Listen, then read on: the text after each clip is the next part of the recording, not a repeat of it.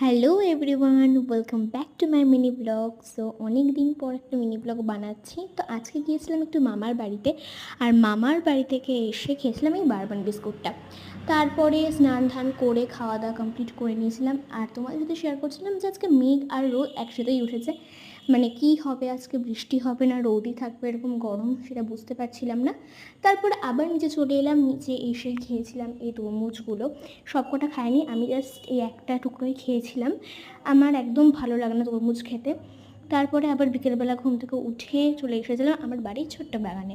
আমার খুব গার্ডেনিং করতে ভালো লাগে, তাই আমার হাতে লাগানো ছোটো ছোটো গাছগুলো একদম ফুল ফুটে গেছে।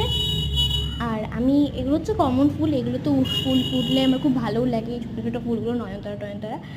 আর আমি 5 থেকে 6 বছর আগে একটা গাছ লাগিয়েছিলাম, এই গাছটা কতটা সুন্দর হয়ে ঝাঁকড়া হয়ে বড় হয়ে গেছে। তারপরে আমি একটু নেল পালিশ পরেছিলাম,